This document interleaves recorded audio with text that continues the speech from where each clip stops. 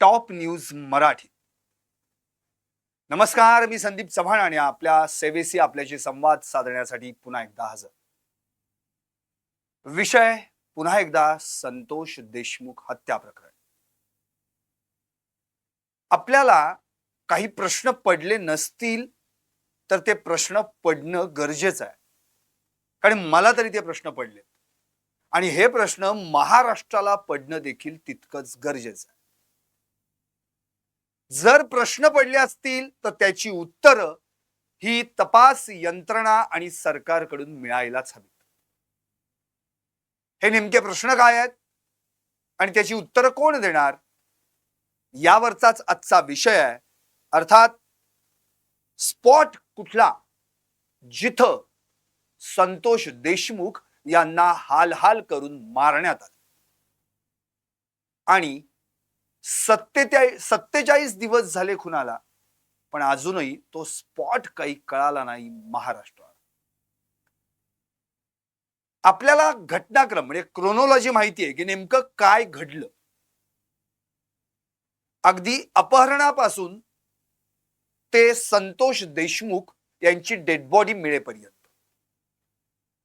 पण अपहरण ते त्यांची डेड बॉडी मिळेपर्यंतच्या दरम्यान त्यांना नेमकं कोणकोणत्या स्पॉटवर नेण्यात आलं, कोणत्या स्पॉटवर त्यांना हालहाल करून मारण्यात आलं, त्यांचा जीव घेण्यात आला, त्यांची हत्या करण्यात आली, त्यांचा खून करण्यात आला, तो स्पॉट काही अजूनही महाराष्ट्राला कळालेला नाही. तपास यंत्रणांच्या माध्यमातून देखील हा अमुक अमुक स्पॉट आहे, या स्पॉटवर याच जागेवर संतोष देशमुख यांना मारण्यात आलं असं कुठंही सांगण्यात आलं नाही. ती नेमकी जागा कोणती, तो क्राईम सीन कोणता, हे महाराष्ट्राला काही कळायला मार्गच नाहीये. आम्हाला फक्त इतकंच सांगण्यात आलंय की डोणगाव टोल नाक्यावरून त्यांचं अपहरण करण्यात आलं आणि नंतर त्यांना इकडे तिकडे फिरवून नांदूर घाट म्हणजे केस ते नांदूर घाट या दरम्यानच्या मार्गावरील दैठणा गावाच्या एका शिवारात त्यांचा मृतदेह फेकून देण्यात आला. प्रश्न पडले पाहिजेत ना, कारण की तपास यंत्रणा तो स्पॉट पहिल्यांदा शोधून काढते ज्या ठिकाणी संबंधित व्यक्तीला मारण्यात आलेला असतो. त्या ठिकाणी अटक आरोपींना घेऊन जात असते. मुळातच एकतर विकली रिपोर्ट प्रसार माध्यमांना मिळत नाही, प्रसार माध्यमांच्या द्वारे जनतेपर्यंत पोहोचत नाही. सगळी सर्वसामान्य जनता आणि या प्रकरणात अगदी बारकाईने लक्ष घालून असलेले समाजसेवक, सामाजिक कार्यकर्ते, काही राजकारणी हे आपल्याला इत्तंभूत माहिती देण्याचा प्रयत्न करत असतात. पण नेमका तो स्पॉट कुठला, त्या स्पॉटवर ज्या स्पॉटवर जिथं संतोष देशमुख यांना हालहाल करून मारण्यात आलं, जिथं त्यांनी त्यांचा जीव सोडला, तो स्पॉट काहीच कळत नाही. आपण जर क्रोनॉलॉजी पाहिली ना तर ती सुरू होते 9 डिसेंबर 2024 रोजी दुपारी 3 वाजल्यापासून. म्हणजे 3 ते 6:30 6:15च्या दरम्यान अपहरण, खून आणि डेड बॉडी फेकून देणं एवढं प्रकार आपल्या समोर मांडले जातात किंवा मांडले गेलेले आहेत. पण नेमकं काय घडलंय, त्यांना कुठं मारहाण करण्यात आली, हे काही सांगितलं जात. आता आपण पहिल्यांदा घटनाक्रमाकडे जाऊया. तारीख होती 9 डिसेंबर 2024. याच दिवशी संतोष देशमुख यांचं अपहरण करून त्यांची हत्या करण्यात आली. ते अपहरण झालं कुठे, तर केज पासून 7 किलोमीटर अंतरावर असणाऱ्या डोणगाव टोल नाक्याजवळ, जो अजूनही टोल नाक्याचं काम सुरू झालेलं नाही. आता नेमकं ते अपहरण झालं त्या दरम्यान जे काही सीसीटीव्ही फुटेज बाहेर आलं आणि अपहरणासाठी जी गाडी वापरली गेली, काळी स्कॉर्पिओ, काळ्या रंगाची 333, नंतर ते ट्रेस आउट झालं, जी आरोपी सुदर्शन घुले याची ती गाडी आहे. ती गाडी आपल्याला सीसीटीव्ही फुटेज मध्ये पाहायला मिळते. म्हणून पहिल्यांदा तो आपण सीसीटीव्ही फुटेज त्या दिवशीचं पाहूयात. ती जी गाडी आहे ती नेमकी येते कशी आणि जाते कशी, पाहूयात सीसीटीव्ही फुटेज.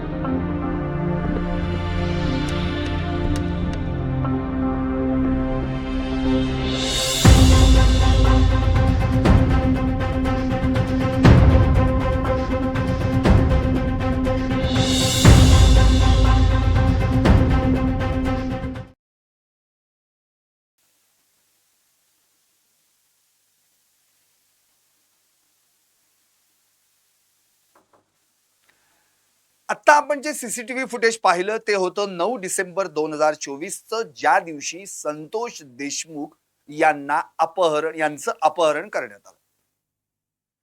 या सीसीटीव्ही फुटेज मध्ये तुम्हाला जी गाडी दिसली, काळ्या रंगाची स्कॉर्पिओ, हीच ती गाडी, जी गाडी केजच्या दिशेकडून आली, डोणगाव फाट्यावर संतोष देशमुख यांचं अपहरण केलं आणि परत केजच्या दिशेनं निघून गेली. हे इतक्या याच्यातनं क्लिअर झालं. म्हणजे या स्पॉटवर संतोष देशमुख यांचं अपहरण झालं. आता नेमकं त्या दिवशी काय घडलं होतं हे अत्यंत महत्वाचं आहे समजून घेणं, ती क्रोनॉलॉजी समजून घेणं गरजेचं आहे. मग मला जे प्रश्न पडले ते तुम्हाला प्रश्न पडतील. काय झालं होतं 9 डिसेंबरला? संतोष देशमुख हे केजला काही कामानिमित्त गेले होते. अर्थात ते सरपंच. मुळातच संतोष देशमुख यांचं मस्साजोग हे गाव या केज तालुक्यातलंच. ते काही त्यांचं मूळचं गाव नाही. मस्साजोग हे त्यांचं आजोळ. ते लहानापासून मोठे होईपर्यंत या मस्साजोग मध्येच आपल्या मामाकडे वाढले. त्यांच्या आईला बार्शीमध्ये देण्यात आलं होतं, सोलापूर बार्शी, बैराग बार्शी. आता लहानाचे मोठे मस्साजोग मध्ये झाले.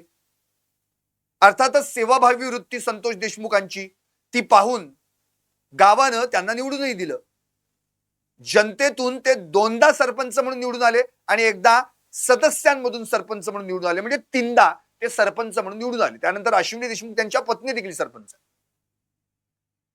त्यांनी त्यांच्या कार्यकाळात मस्साजोग मध्ये वृक्ष लागवड केली, स्वच्छता केली आणि जवळपास 1.5 कोटी रुपयांचं बक्षीस देखील गावाला मिळवून दिलं होतं. त्यामुळे असे ते सेवाभावी वृत्तीचे संतोष देशमुख.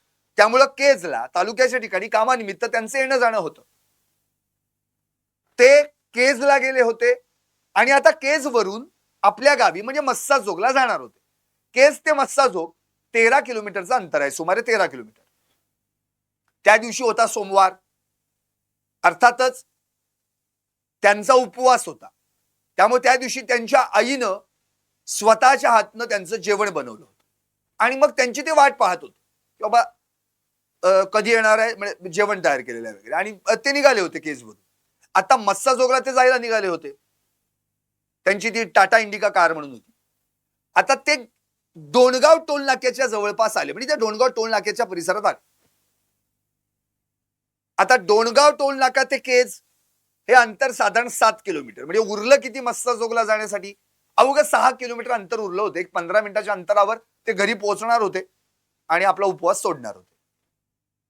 आता झालं असं की त्या डोणगाव टोल नाक्यावर त्यांचे आतेभाऊ म्हणजे आत्याचा मुलगा शिवराज देशमुख हे देखील त्यांच्या सोबत होते. संतोष देशमुख हे डाव्या बाजूला बसले गाडीमध्ये आणि शिवराज देशमुख हे गाडी चालवायला बसले ड्रायव्हर म्हणून, ड्रायव्हर सीटवर.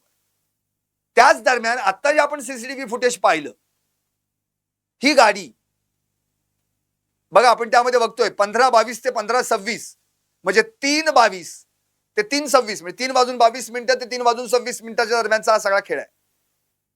त्या दरम्यान केजच्या दिशेनं एक गाडी आली, ही काळी स्कॉर्पिओ. अर्थात ही जी गाडी आलेली आहे ही केजच्या दिशेनं आली, याचाच अर्थ त्याच्या आधी संतोष देशमुख यांची गाडी आलेली आहे. म्हणजे त्यांच्या गाडीचा, या टाटा इंडिका गाडीचा, म्हणजे संतोष देशमुखांच्या गाडीचा पाठलाग या काळ्या स्कॉर्पिओनं केलेला आहे. आता ते कुठे कुठे जात आहेत, केजवरून कुठे जाणार आहेत, कुठे थांबणार आहेत, काय पुढे असणार आहे, याची सगळी खबर, याची टिप तो सिद्धार्थ सोनवणे या आरोपींना देत होता, जो त्या गाडीत होता, जो ते त्या गाडीत जे होते, जे आरोपी होते. आता सिद्धार्थ सोनवणे कोण नंतर आपल्याला एस्टॅब्लिश झाला आणि मग त्याला देखील तुरुंगात घेतलं, अटक केली आणि त्याच्यावरही मकोका लावण्यात आला. त्याला कल्याण म्हणून अटक करण्यात आली होती. त्यांनीच खबर दिली होती की संतोष देशमुख या ठिकाणी अमुक तमुक ठिकाणी आहेत म्हणून. आता ती काळ्या रंगाची स्कॉर्पिओ आली आणि संतोष देशमुखांच्या गाडीला तिने आडवे घातले. आणखी एक गाडी होती, शिवराज देशमुख यांनी जी फिर्याद दिली होती 9 डिसेंबरला, त्यात त्यांनी असं म्हटलं आणखी एक गाडी होती, ती गाडी देखील आडवी घातली. म्हणजे दोन्ही बाजूनी संतोष देशमुखांच्या गाडीला पॅक केलं. काही कळायच्या आत हॉकी स्टिक, लोखंडी रॉडच्या साह्यानं त्या गाडीतले 4-5 जण उतरले शस्त्र हातात घेऊन आणि धडाधड गाडी फोडायला लागले. एकाने तर शिवराज देशमुख ज्या ड्रायव्हर सीटवर बसले होते त्यांच्या काचेवर किंवा दरवाजावर मोठा दगड घातला. शिवराज देशमुख घाबरले, त्यांना नंतर उतरवण्यात आलं असेल. तोपर्यंत इकडे डाव्या बाजूने गाडीच्या जे 4-5 जण आले, त्यांनी संतोष देशमुखांना गाडीतनं उतरवलं. त्या ठिकाणी मारहाण करायला सुरुवात केली, त्यांना त्या ठिकाणी शिवीगाळ करायला सुरुवात केली आणि तिथून त्यांना उचललं आणि काळ्या स्कॉर्पिओ या गाडीमध्ये घातलं आणि तिथून ती गाडी सुसाट, जे आपण बघितले येताना कशी जाताना सुसाट गेली, त्या गाडीत त्यांना घातलं आणि ती गाडी पुन्हा एकदा केजच्या दिशेने निघून गेली. आता याच दरम्यान शिवराज देशमुख अक्षरशः हतबल झाले, घाबरले होते. एकतर त्यात त्यांच्या भावाचं अपहरण झालं होतं, त्यांना मारहाण पण झाली होती. बरं मध्ये कसं जाणार किंवा त्यांनी त्यावेळी काय विचार केला कोणास ठाऊक. तर त्याच दरम्यान त्या ठिकाणी त्यांच्या गावातले काही पाहुणे किंवा जावई लागतात ते गावातले वगैरे, ही 1-2 माणसं होती. त्या माणसांनी तात्काळ ते सगळं पाहिलं होतं, प्रत्यक्षदर्शी त्यांनी पाहिलं होतं आणि त्या ठिकाणी शिवराज देशमुखांच्या समोर हा प्रकार किंवा सगळा किस्सा घडला होता. त्यांनी तात्काळ, ते तर 2 व्हीलरवर होते, तात्काळ आपल्या गाडीत एक जणाला बसवलं आणि एक जण लगेच 2 व्हीलरवर आणि सगळे थेट केज पोलीस ठाण्यात गेले. आता केज पोलीस ठाणं जर पाहिलं तर तिथून काही अंतरावरच होतं. आपणच पाहिलेलं की 7 किलोमीटर अंतरावर डोणगाव आहे. त्यामुळे त्या ठिकाणी गेले आणि 15 मिनिटात ते केज पोलीस ठाण्यात दाखल झाले आणि माझ्या भावाचं अपहरण झालेलं आहे, माझी फिर्याद घ्या, असं त्यांनी त्या ठिकाणी म्हटलं. आता अपहरण झालं आहे, माझ्या भावाची फिर्याद घ्या असं म्हटलं, पण 40 मिनिटं झाली त्या ठिकाणी फिर्याद घ्यायला तो माणूसच नाही, जो कोणी फिर्याद घेणारा पोलीस असेल, पोलीस कर्मचारी. फिर्याद घ्यायलाच माणूस नाही, अशी परिस्थिती त्या ठिकाणी झाली. आता प्रश्न हा उरला की इकडे तोपर्यंत संतोष देशमुखांना ज्यांनी गाडीत बसून त्यांचं अपहरण केलं होतं ती गाडी खूप पुढे निघून गेली होती आणि संतोष देशमुखांना तर त्यांनी मारत मारतच गाडीत बसवलं होतं. त्यानंतर त्यांनी गाडीत देखील मारायला त्यांना सुरुवात केली. अर्थात त्यांच्याकडे काय काय शस्त्र होती हे ऑलरेडी तपास यंत्रणेने आपल्याला सांगितलेली आहेत. धारदार कत्ती, कोयता होता, तरवारीसारखं शस्त्र होतं, नंतर 41 इंची गॅस पाईप ज्याची एक मूठ काळ्या करदोड्यानं बांधून ठेवलेली होती आणि अक्षरशः क्लचच्या वायर म्हणजे क्लचच्या तारा त्या देखील होत्या, फायटर होते. एवढं सगळं साहित्य त्यांच्या सोबत होतं आणि लोखंडी रॉड. आणि आता त्यांना संतोष देशमुख यांना त्यांच्या गाडीत त्यांनी घातलं होतं आणि आता त्यांनी मारायला सुरुवात केली होती. त्यामुळे संतोष देशमुखांना मुळातच त्यांच्या गाडीतून उतरवून आपल्या गाडीत घालून ते मारतच होते आणि पुढे त्यांना नेत होते. इकडे अक्षरशः घाबरे गोबरे झालेले शिवराज देशमुख त्यांनी संतोष देशमुख यांचे बंधू धनंजय देशमुख यांना फोन लावला तातडीनं, असं झालेलं आहे. आता मुळातच धनंजय देशमुख यांना हे का घडलं असावं याचा अंदाज आला होता, कारण की 6 डिसेंबरला एक घटना घडली होती. ती घटना आम्हाला सगळ्यांना माहिती आहे. त्या 6 डिसेंबरला सुदर्शन गुले, प्रतीक गुले, त्याची काही पोरं काय पंटर त्याचे काय असतील ते, हे सगळे त्या मस्साजोग मधील कंपनीमध्ये गेले होते आणि त्यांनी काय केलं, थेट लात मारली कंपनीच्या त्या गेटवर. वॉचमन धावून आला, त्याला शिवीगाळ केली. तो आत म्हणाला, थांबा मी सांगून येतो, तुम्हाला कंपनीत बोलावलं असेल तर तुम्ही भेटायला आलाय असं मी कंपनीत अधिकाऱ्याला सांगायला जातो. तर त्याला देखील मारहाण करण्यात आली, तिथे शिवीगाळ करण्यात आली.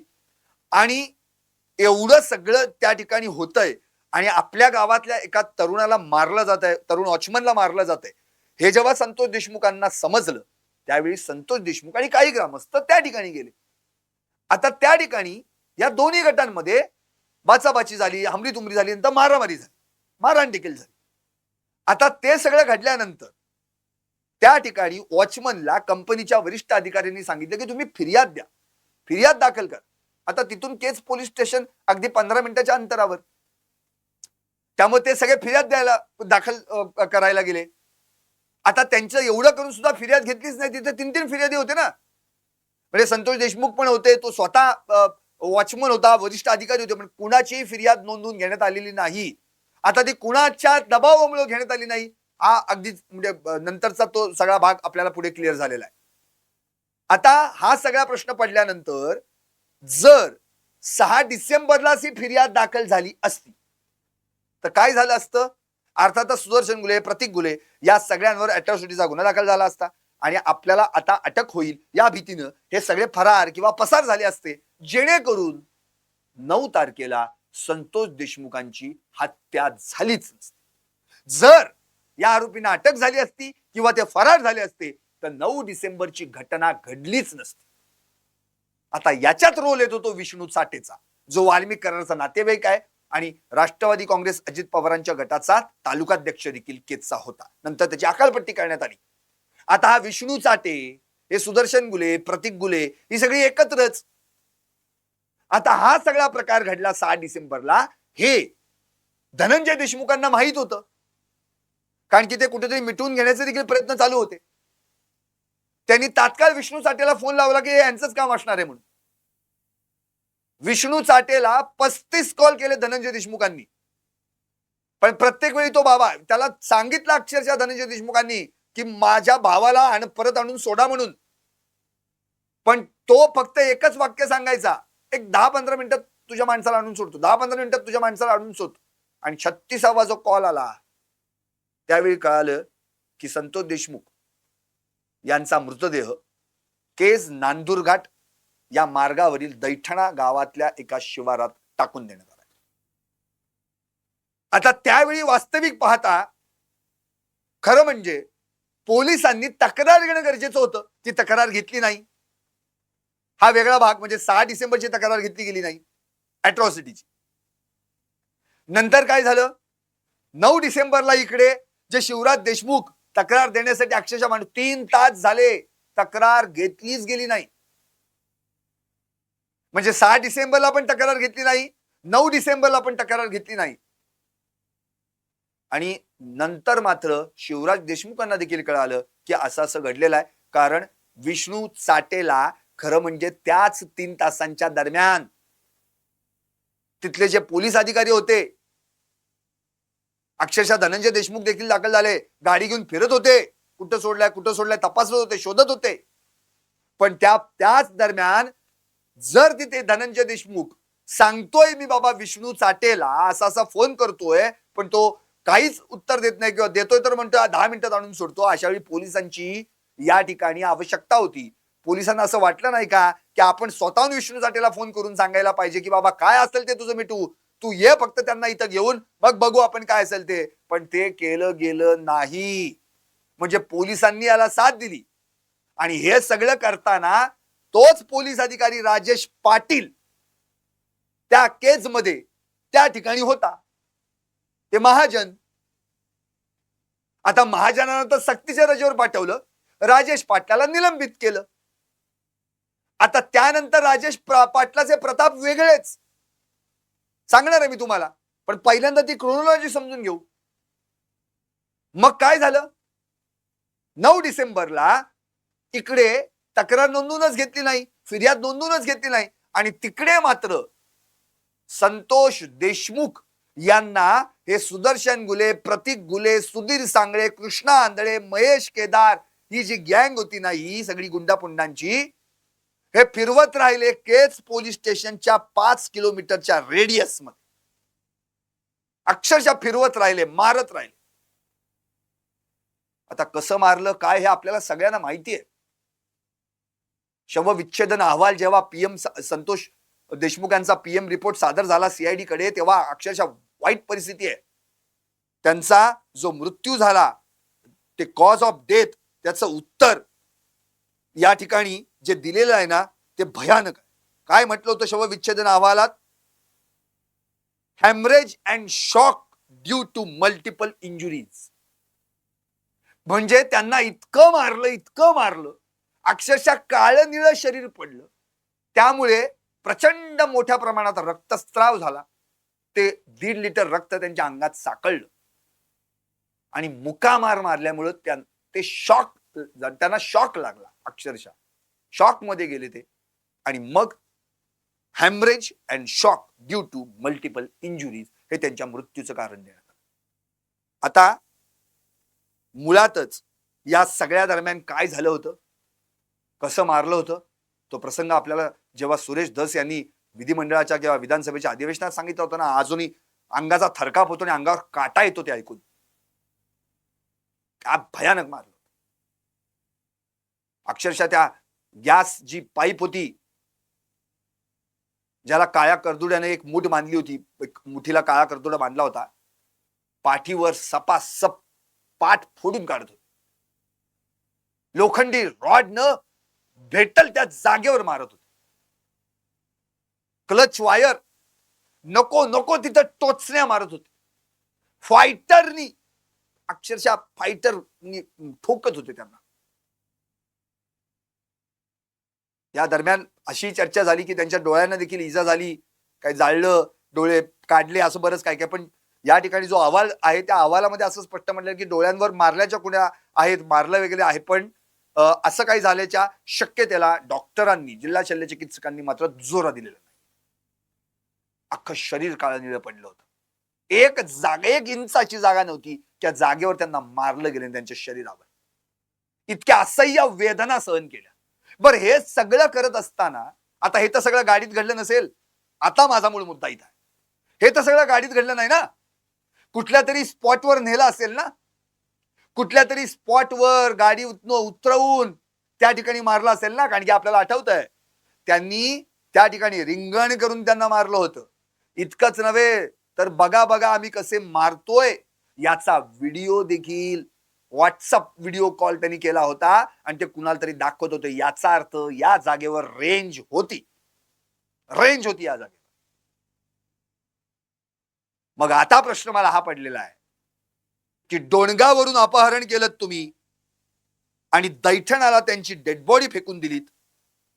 मग या दरम्यान जो काही एरिया आहे डोणगाव ते दैठणा हा 26 किलोमीटर अंतराचा आहे. म्हणजे 26 किलोमीटरच्या या परिघामध्ये तुम्ही त्यांना कुठल्या तरी स्पॉटवर नेऊन मारलेला आहे. तो स्पॉट कुठला? जिथं संतोष देशमुख यांना हालहाल करून मारलं तो स्पॉट कुठला? ते गाव कुठलं? कोणत्या गावात मारलं? कोणत्या गावातल्या शिवारात शेतात नेऊन मारलं? कोणत्या माळरानावर नेऊन मारलं? कोणत्या पडक्या घरात किंवा कुणाच्या तरी घरात नेऊन मारलं? निर्जन स्थळी नेऊन मारलं? अरे ते कधी कळायचं कुणाला? तो स्पॉट कसा समजणार? ज्या स्पॉटवर यांनी सेवाभावी वृत्तीचे सरपंच संतोष देशमुख यांचा जीव घेतला, त्यांना हालहाल करून मारलं, त्यांना नको तितक्या वेदना दिल्या. असं मारतात का कधी? बर मरत नाही म्हणून, मरता मरत नाही म्हणून WWE सारख्या खेळासारख्या उड्या मारल्या. तो नालायक तो प्रतीक गुले सांगतोय, त्यांनी कबुली दिलेली आहे की मरता मरत नाही म्हणून उड्या मारल्या त्यांच्या छातीवर गुडघे टेकवले छातीवर, गुडघे असे रोवलेत, त्यांच्या बरगड्या तुटल्या होत्या छातीत. इतकी वाईट परिस्थिती झाली. का? तर 6 डिसेंबरला काय घडलं होतं मी सांगणार. याचाच अर्थ हे सगळं जे चालू होतं हे कुठल्या तरी स्पॉटवर चालू होतं ना. कुठला तरी एक स्पॉट आहे ज्या ठिकाणी हा सगळा क्रूर खेळ खेळण्यात आला संतोष देशमुख यांच्या जीवाशी. तो स्पॉट कुठला? तो आयडेंटिफाय झाला का नाही? आरोपींनी तो स्पॉट सांगितला का नाही? आरोपींना त्या स्पॉटवर नेलं का नाही? तिथे व्हेरिफिकेशन केलं का नाही? तो क्राईम सीन कसा क्रिएट केला गेला हे त्या आरोपींनी दाखवलं का नाही? हे तपासात कुठे पुढे आलं का नाही? हे महाराष्ट्राला कधी कळणार आहे का नाही? अशी अनेक प्रश्न आहेत. जे प्रश्न मला पडलेत ते महाराष्ट्राला पडायलाच हवेत. म्हणजे डोणगावला अपहरण करून तुम्ही त्यांना मारून पुढं दैठण्यात म्हणजे 26 किलोमीटर अंतरावर त्यांचा मृतदेह फेकून दिलात. आणि त्या टायमाला ह्या विष्णू चाटेला कुणाचा तरी फोन गेला की संतोष संपला म्हणून. आणि मग इकडे धनंजय देशमुख फोन लावतायत आणि विष्णू चाटेने ते माहिती कळताच फोनच बंद करून टाकला. वा रे वा. कधी कळणार आहे महाराष्ट्राला? तो स्पॉट कधी आयडेंटिफाय होणार? 47 दिवस झालेत आज त्यांच्या खुनाला. तपास तेव्हापासून सुरू आहे, पण अजूनही या अमुक तमुक स्पॉटवर संतोष देशमुखांना नेऊन मारण्यात आलं असं कोणीही सांगत नाही, कोणीही त्याबद्दल बोलत नाही, कोणीही विचारत नाही. हे एवढं सगळं घडलंय. आता हे घडण्यामागचं कारण 6 डिसेंबरला जी काही मारहाण झाली 2 गटांमध्ये, त्यावेळी त्या प्रत्येक गुलेच्या कोणीतरी तोंडात मारली, दिली थोबाडात लावून, धराधरी झाली, मारहाण झाली. त्याला एवढा राग आला, इगो हर्ट झाला त्याचा. मग काही लोक म्हणत होती तिथली गावातली तो काय किंवा त्याची सगळी गुंडपुंड काही त्याची असतील, संतोष देशमुखाला पण असाच मारायचा, त्याचा रील करायचं, कारण या आपल्याला मारल्याचा रील केलाय, व्हिडिओ व्हायरल झालाय. यांचा इगो झाला जागा. आधीच ही सगळी गुंडाड आणि हृदयानंतर मुरदाड. ज्या प्रतीक गुलेने असं सांगितलं ना, छातावर डोळ्या मारल्या, अरे म्हणजे काय कुठं फेडशिली पापन, कुठं भोगशिली फळ. यांनी इतकं भयानक मार. आणि त्या प्रत्येक गुलेला तो राग आला.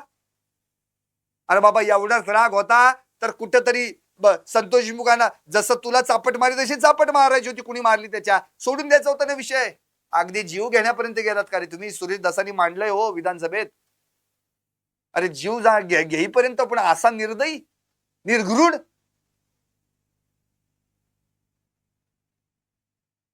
या पोलिसांना त्या ठिकाणी आखला पाहिजे होत्या ना की हे पुढे प्रकरण कुठे जाणार आहे म्हणून. का नाही विचार केलात? कारण की हे जे सगळे होते त्यातले आरोपी, हे सगळ्या आधीच खुनाचा प्रयत्न, अपहरण, चोरी, दरोडेखोरी, खंडणी याच्यातलेच होते ना? ते काय साळसूद होते का साधू संत होते? अरे त्याच वेळी त्यांना आत घ्यायचा तो कृष्णा आंधळे. अरे 2 वर्ष 307च्या गुन्ह्यात फरार आहे 2 वर्षापासून. अक्कल नव्हती का? या सुदर्शन गुन्हेच्या त्या सगळ्या टोळक्यासोबत तो फिरत होता, दिसत होता. त्याला आत घ्यायला पाहिजे होता, हे कळलं नाही तुम्हाला? अॅट्रॉसिटीचा गुन्हा दाखल करायला माणूस येतोय, त्याला मारहाण केलेली आहे, शिवीगाळ झालेली आहे. तर तुम्ही यांना अटक करायचं सोडून कुणीतरी त्या चाट्या फिट्याच्या नावावरनं आणि त्याच्या ह्याच्यावरनं ऐकून त्यांना तुम्ही मोकळीक दिलीत. त्याच्या पुढे काय घडलं? अख्ख्या महाराष्ट्राला लाज मान शर्मेनं घालायला लागली ही बीडची घटना पुढे आल्यानंतर.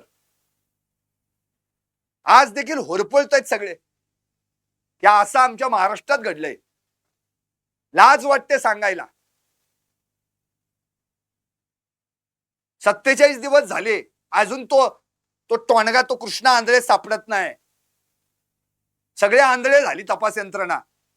अरे एवढे दिवस लागतात का एखाद्याला शोधायला?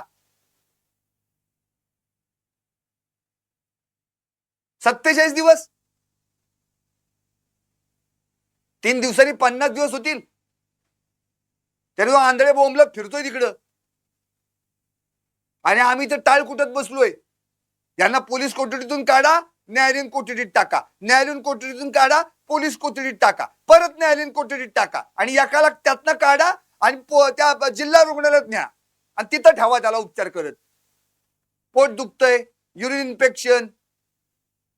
आता तर काय म्हणे आयसीयू, त्याच्या सुरक्षेसाठी त्या आयसीयूतले रुग्ण बाहेर काढलेत, दुसरीकडे नेलेत. हा एवढा कोण मोठा नाग्या टीका लागून गेला रे?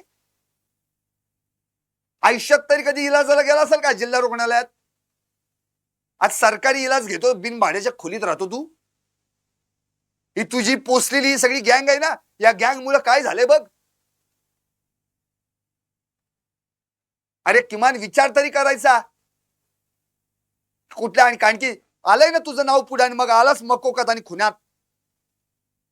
ज्यावेळी अपहरण केलं तेव्हा 3:20 ते 3:26 बरोबर वेळ जुळलेली. आठवा 3:22 ते 3:26 बरोबर वेळ जुळलेली आहे. गाडी स्कॉर्पिओ त्याच वेळी पास झाली होती आणि त्याच वेळी संतोष देशमुखांचं अपहरण झालं होतं. ही वेळ जुळली होती. आणि तू काय ऐकत होता का कसं मारतायत ते? मला सांगा तोपर्यंत. घेतला का गाडीत? मारला का? टाकला का? आणि त्याचाच मोबाईल, त्या विष्णू चाटेचा, ज्या मोबाईलवरनं ही गुंडाळ पोरं त्या विष्णू चाट्याला कळवत होती आणि तो विष्णू चाट्या वाल्मिक करायला कळवत होता. आणि हे एकमेकांना कळवत होते काय झालंय, काय चाललंय म्हणून. इतकी वाईट परिस्थिती. अरे म्हणजे नेमकं चाललंय काय? आतापर्यंत इतक्या चांगल्या पद्धतीनं बीड शहर गुन्ह्या गोविंदानं नांदेल अशी कुठे ना कुठेतरी त्याची पार्श्वभूमी होती त्या बीडला. सगळे धुळीस मिळवली, काही ठेवलं नाही.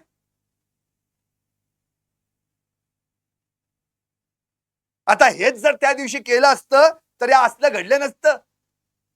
6 डिसेंबरला यांना आत घेतला असता ना तर 9 डिसेंबरचा प्रकारच घडला नसता. बघा 6 डिसेंबरला यांना बाहेर ठेवलं ना म्हणून काय काय पुढे झालं.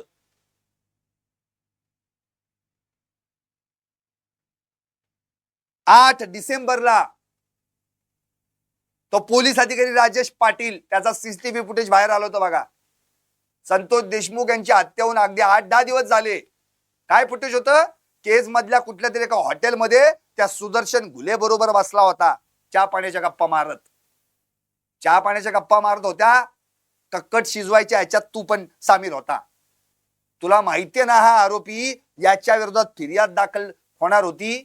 तुला माहितीये ना हा आरोपी जो ऑलरेडी खंडणी खुनाचा प्रयत्नातला आरोपी आहे म्हणून त्याच्यासोबत हॉटेलमध्ये काय करत होता? पोलीस अधिकारी ना तू, PSI.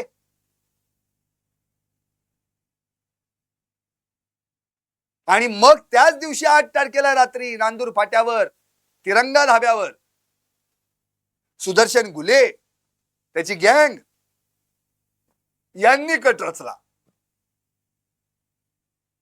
काय या आपल्याला खंडणीला अडथळा ठरतोय संतोष देशमुख याचा काटा काढायचा. ऑर्डर दिली गावरान चिकनची, त्यानं शिजवली, तुम्ही खाल्ली आणि दुसऱ्या दिवशी अख्खा माणूस खाल्लात, माणुसकी खाल्लीत. काही दुसरं करू शकला नाहीत तुम्ही. म्हणजे ह्यांना सुट सोडलं, मोकळं सोडलं कुणाच्या तरी सांगण्यावर चाटे फिटेच्या,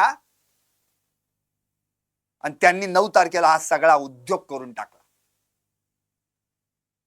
आता एवढं सगळं घडलं, एवढं सगळं झालंय,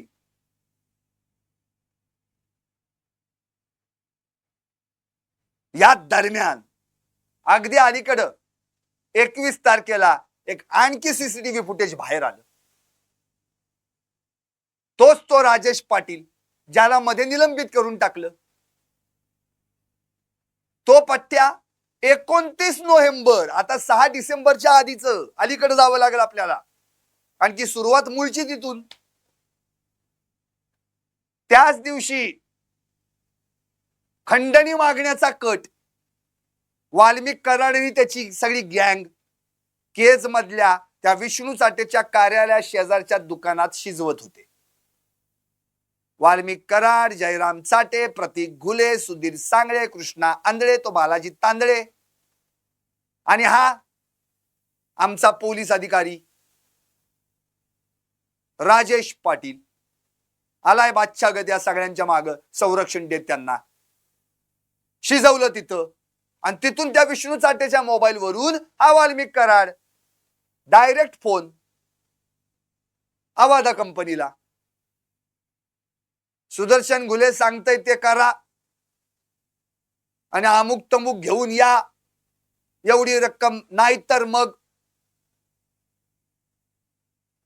अरे त्याच वेळी तू पोलीस आहेस ना बाबा, म्हणजे तू 29च्या आधीपासून त्यांच्यासोबत सामील आहेस, ते क्लिअरच झालं. क्लिअरच झालं इथं. म्हणजे तुझा रोल सुद्धा असाच आहे, म्हणून तर सगळे म्हणतात त्या राजेश पाटलाला देखील सहआरोपी करा. तुला आवाजावं सुद्धा म्हणायचं वाटत नाही अशी परिस्थिती आहे. आणि तुला त्याच वेळी जर जरा वाटलं असतं ना मी पोलीस आहे, तर हा सगळा प्रकार 29ला जे घडलं ते 6वर ढकललं गेलं नसतं, आणि 6वाला जे घडलं ते 9ला ढकललं गेलं नसतं. सगळ्यात तू होतास. काय परिस्थिती झाली आज, काय पुढं घडलं, काय इतकी वाईट परिस्थिती. आता हे सगळं झालं नंतर मग एक एक एक एक एक एक करत सगळे आरोपी सापडायला लागले. आताच काल परवाच एक आणखी सीसीटीव्ही फुटेज पुढे आलं. मांजूर सुंबा सोलापूर धुळे रस्त्यावर 3 गाड्या आलिशान काळ्या काचा, आत कोण आहे माहित नाही. गाड्या थांबल्या, जेवले, गाड्या थांबल्या, डिझेल भरलं, गाड्या थांबल्या, टोल भरला, गेले पुढं पुण्याच्या दिशेनं. घटना 30 डिसेंबरची आणि 31 डिसेंबरला पट्ट्या वाल्मिक कराड पुण्यात सीआयडीला शरण. गाडी कुठली? तीच ज्या 3 गाड्यांमध्ये गाडी होती 2231 जी त्या शिवलिंग मोराळीची होती. बाहेर तिथं बाता मारल्या मीडिया समोर, नाही नाही माझ्या गाडीचा काय संबंध, मी फक्त अण्णांना भेटायला बघायला आलो होतो, मी एका साईडला उभं होते, मी आणि अण्णांची गाडी त्या साईडला उभी होती. अण्णा म्हणले माझी बारीकी गाडी आहे, तुझ्या गाडी देऊ का? मी म्हणलं या ना अण्णा, मला तुला अमुक अमुक ठिकाणी सोडावं लागेल. सोडतो ना अण्णा, बस ना अण्णा, चला ना अण्णा.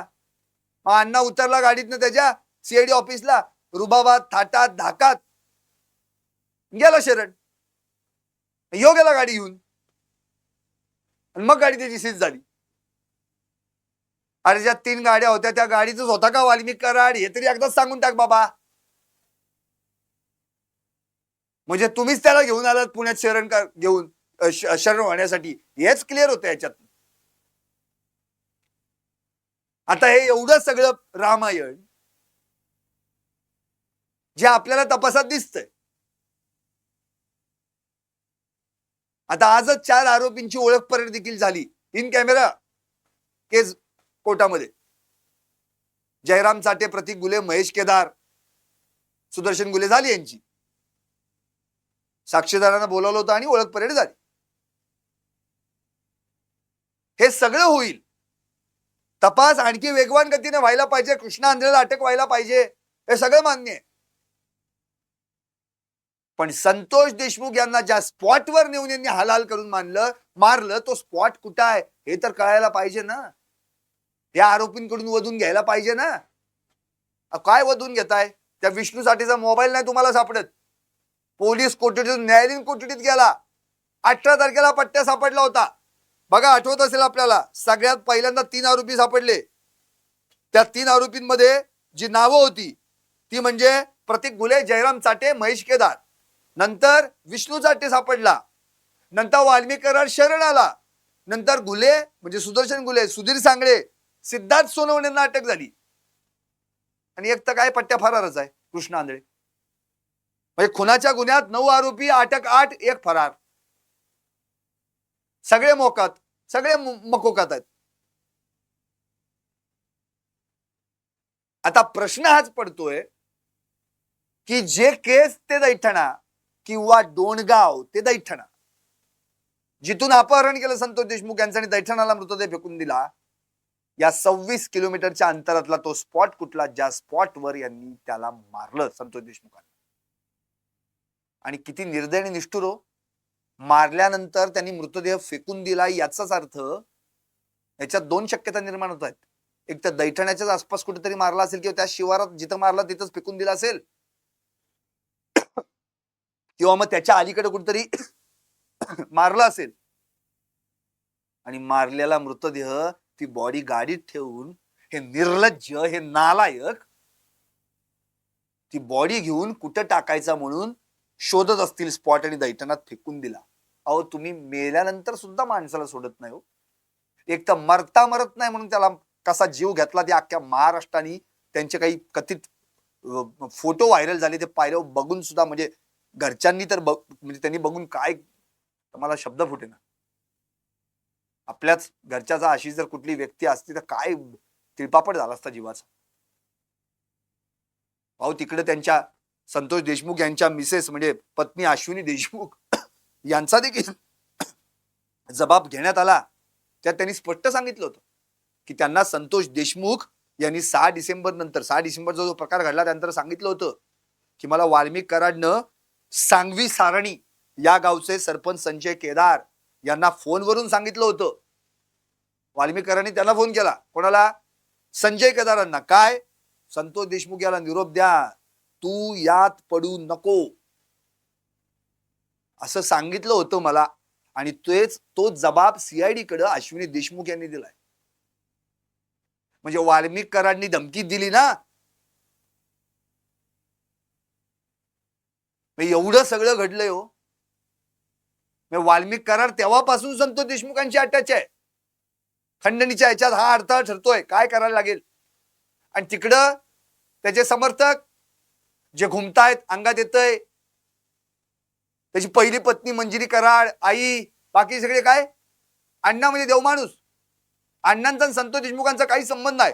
ज्या दिवशी ते घडलं त्या दिवशी ते देवदर्शनाला होते. वा रे वा. कोण टाकीवर चढतय, कोण पेट्रोल अंगावर घेऊन ओतून पेटवून घेतय. अरे कशाला लबाडीगिरी? जे केलंच ना ते भोगावंच लागेल. म्हणजे प्रश्न हाच आहे की तो स्पॉटच आयडेंटिफाय जर होत नसेल तर संतोष देशमुखांना मारलं कुठं हे कसं कळणार? तो तपास आणखी पुढे कसा जाणार? म्हणून तर तिकडे अंजली दमानी यांनी स्पष्ट सांगितलं, हे बीड राहू द्यात, ही सगळी ट्रायल हिअरिंग सगळं घ्या तिकडे मुंबईत. कोर्टाने मुंबई हायकोर्टात घ्यावं, मुंबई हायकोर्टाने मॉनिटरिंग करावं, याचं विकली रिपोर्ट द्या तपास यंत्रणांकडून. अक्षरशः अशी परिस्थिती आहे. अहो, सीसीटीव्ही फुटेज मिळालं ना तरी तुम्ही कोर्टात सादर केलं नाही. वाल्मिक कराडची पीसी एक्सटेंड करता आली असती, पण नाही. लगेच त्या रात्री त्याच्या पोटात दुखायला लागलं. लगेच डॉक्टर बोलवला, तपासण्या करायला लागतील, लगेच नेला. केलं ऍडमिट, आजचा दुसरा दिवस आहे निवांत जिल्हा रुग्णालयात. आधी स्लीप ऍपनिया झालाय तो वेगळाच त्याचा प्रकार, ते त्याला एक वेगळंच दिलंय ती मशीन सीपॅप, ती मशीन वापरणार की वेगळाच माणूस. कायम बघा बोंबलत होता, आपण तो बघितला व्हिडिओ. रोहित कांबळे कुठे आहे, रोहित कांबळे कुठे आहे, 24 तास मदतीला माणूस. अहो चाललंय काय नेमकं, हा तपास पुढे कुठे चाललाय? या सगळ्या प्रश्नांची उत्तरं तपास यंत्रणांना द्यावी लागतील. या सगळ्या प्रश्नांची उत्तरं भविष्यात सरकारला देखील द्यावी लागतील, की नेमकं या प्रकरणात जी काही माहिती समोर येते, जे काही परिस्थिती आता ज्या आपल्याला पाहायला मिळते, त्याबद्दल नेमकं काय चाललंय हे कळायला हवं, महाराष्ट्राला कळायला हवं. इतके आरोप प्रत्यारोप या प्रकरणात झाले, त्या वाल्मिक कराडचे तर आणखी नवनवीन प्रकार निघालेत. आता जसं मी मगाशी म्हणालो, की ते जे अंतर आहे केज ते दैठणा, केज तालुक्यातलंच आहे ते 26 जो काय अंतराचा जो प्रकार आहे ना, त्या प्रकारातला जर विचार केला आपण, तर केज ते दैठणा 19 किलोमीटर अंतर आहे.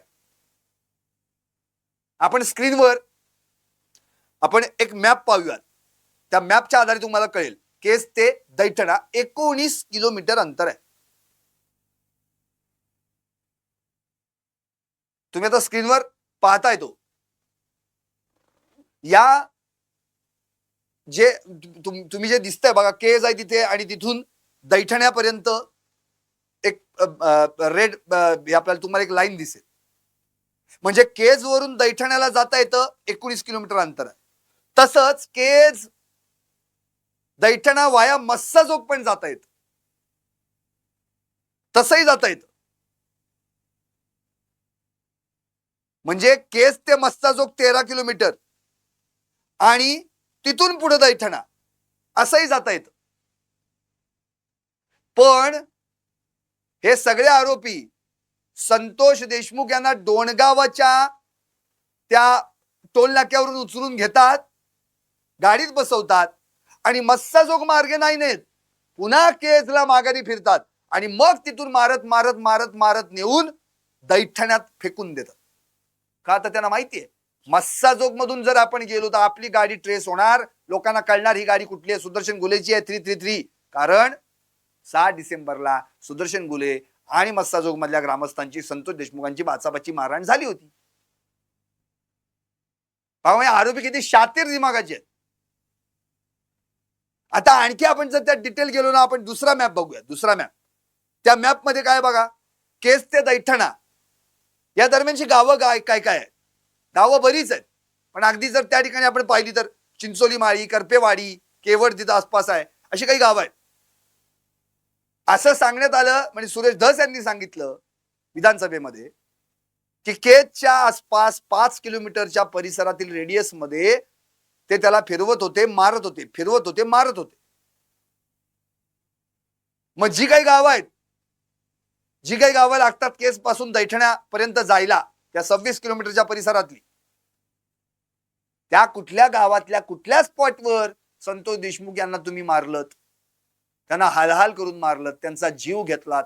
अहो पाणी पाजायला मागितलं त्यांनी, पाणी पाजावं थोडस, मला मारू नका, मी कोणाला सांगणार नाही, तुम्हाला तुमची नावं कुणाला सांगणार नाही, गावातल्यांना पण सांगणार नाही, पण नाही हो, तुम्ही पाणी नाही पाजलं, तो पाणी नाही पाजलं. इतके निर्दयी, निष्ठुर आणि क्रूर बनलात तुम्ही. म्हणजे आपल्याला हे सगळं जर आता पाहिलं तर अशी एकंदरीत परिस्थिती आहे, की तो स्पॉटच अजून महाराष्ट्राला समजेना झालाय की तो कोणता स्पॉट होता, ज्या स्पॉटवर संतोष देशमुखांना एवढं हालहाल करून मारण्यात आलं. तपास यंत्रणांनी त्यांच्या पद्धतीने तपास नक्की करावा. तपासात काही जे काही गोष्टी आहेत त्या अत्यंत महत्वाच्या आहेत, ज्या गोपनीय ठेवाव्या लागतात, त्या उघड करू नये, मान्य आहे. अहो पण क्राईम सीन ज्या ठिकाणी संतोष देशमुख यांना मारण्यात आलं ते कळायला हवं ना. कसं मारलं हे महाराष्ट्रानं किमान एका नुसत्या फोटोवरून पाहिलंय हो, पण काही जणांनी नालायकांनी तर व्हिडिओ कॉल पाहिलाय, प्रत्यक्षात कसं मारतायत ते पाहिलंय. किती भयानक परिस्थिती आहे. आणि एवढं सगळं मारत असताना, एवढी सगळी मारहाण होत असताना, आम्हाला त्या स्पॉटला नेमकं काय कुठल्या स्पॉटवर घडलं हे जाणून घ्यायची इच्छा नसेल का? हे प्रश्न मला पडलेत. हे प्रश्न अर्थातच महाराष्ट्रालाही पडले पाहिजेत. कारण संतोष देशमुख यांच्या हत्या प्रकरणात आतापर्यंत जेवढं काही डिटेल्स बारकावे आपल्याला समोर आणता येतील ना, त्याची मदत तपास यंत्रणांना तर होणारच, शिवाय ही केस मजबूत स्टँड होण्यात फायदा होणार. त्यामुळे त्या कृष्णा आंधळे बद्दल कोणाला काय माहित असेल, अहो पोलिसांनी तर बक्षीस ठेवले, हतबल झाले पोलीस. अरे कृष्णा नको रे छळू तू आता, जिथं असशील तिथून ये, शरण ये आणि दर्शन द्या आता, अशी परिस्थिती झाली. जो आधीच फरार आहे 2 वर्ष, तो या केसमध्ये पण फरार. आणि बीडचे पोलीस अक्षरशः सुमार नवनीत कावत यांच्याकडनं अपेक्षा आहेत, पण या प्रकरणाचा तपास सीआयडी आणि एसआयटी कडे आहे, त्यांच्याकडनं तर प्रचंड अपेक्षा आहेत. त्यात आणखी प्रकरण नवीन निघतायत बाहेर. बापू आंधळेचं प्रकरण, महादेव गित्तेंचा व्हिडिओ आजच व्हायरल झालाय. जितेंद्र आव्हाड यांनी तो पोस्ट केलाय. त्यात सांगतोय महादेव गित्ते बोंबलून की त्यात एक जण म्हणाला, अहो आपल्याला अण्णांनी काय सांगितलंय, वाल्मिक अण्णांनी त्याच्यावर फोकस करा. आणि मग अण्णांदो गोळीबार होतो आणि बापू आंधळे जागेवरच जातो. ते बापू आंधळे तर गेले, पण त्या केसमध्ये पुढे काय झालं काहीच नाही. जून महिन्यातली घटना, जून 2024.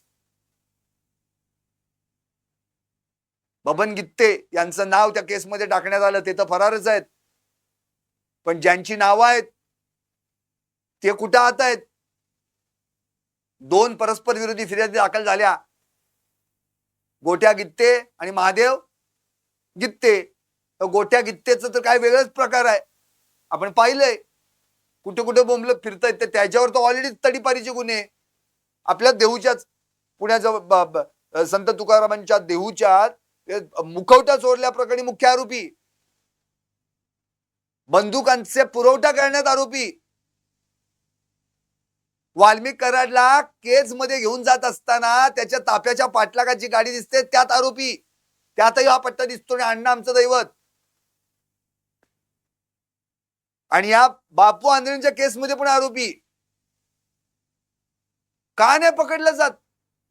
त्यात वाल्मिक अण्णा असे एफआयआर मध्ये नाव आहे, पूर्ण नाव नाहीच. आणि जेव्हा अंजली दमानिया यांनी पोलीस स्टेशनला चौकशी केली, या केसचं काय झालं, ती स्टँड झाली का, चार्जशीट गेलंय का? हो गेलंय. मग नाव काय त्यात आहे का त्यांचं नाव? वाल्मिक कराड, वाल्मिक अण्णा काय ते नाही. ते पुराव्याअभावी ते दोषमुक्त झाले. चार्जशीट म्हणजे ते कोर्टाचं काम आहे, ते तुम्ही पोलिसांनी आधीच करून टाकलं. अहो ते मरणाला टेकलेले ते महादेव गित्ते अक्षरशः श्वास घेऊन घेऊन सांगतायत की काय घडलं होतं, माझ्या जीवाला धोका आहे. कोणी ऐकणं त्यांचं?